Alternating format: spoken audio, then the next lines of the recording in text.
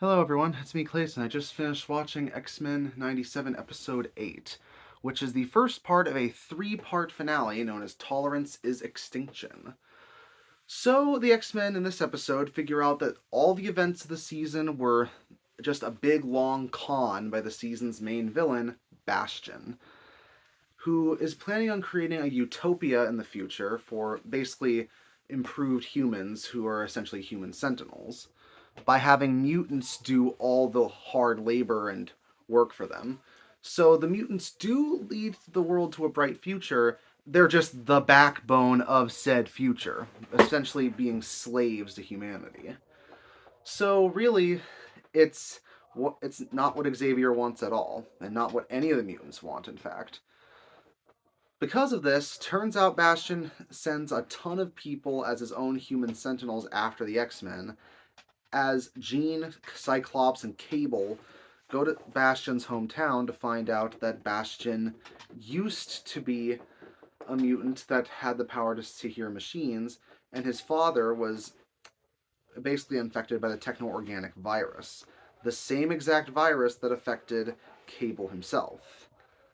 But Roberto and Jubilee also have to deal with a bunch of human sentinels when they're at a mall, and when they happen to get chased all the way to the mutant gala that Roberto's mom is throwing, the Sentinels basically out Roberto as a mutant, and his mom forces her son to basically be apprehended by the human Sentinels.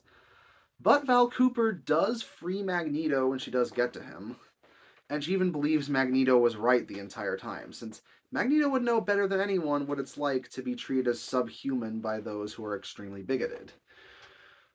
So she releases Magneto, and Magneto manages to disable all of the Sentinels by himself, as apparently this is all part of a much larger scheme by Bastion that also involves Doctor Doom and Baron Zemo. So yeah, it looks like X-Men 97 is going to be only one part of a much bigger universe for the animated projects. No wonder we've got a animated Spider-Man show and a Black Panther show that are in the works for Marvel Animation. It's all adding up. Granted, there were cameos from other Marvel heroes in the original X-Men series too.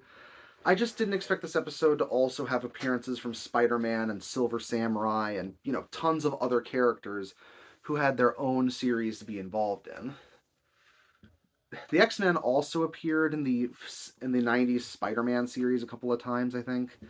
So it's cool to see all these Marvel heroes here as brief cameos, but this three-parter is mostly about Bastion and him basically inciting a war, just like what he was trying to do when the whole Genosha incident happened. He's trying to improve humanity so they don't get left behind by the mutants, and he's taking advantage of mutant bigotry just to basically get ahead in life, as he sees these transformed humans as the future. So yeah, there's a lot to unpack there when it comes to Bastion's whole motivation and when it comes to his plan.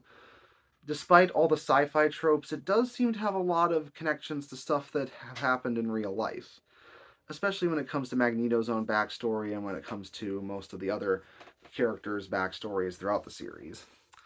It's generally well done. It has tons of great action. It has Wolverine and Nightcrawler fighting against Sentinels back to back, and Cable and Cyclops shooting at guys with lasers and optic blasts.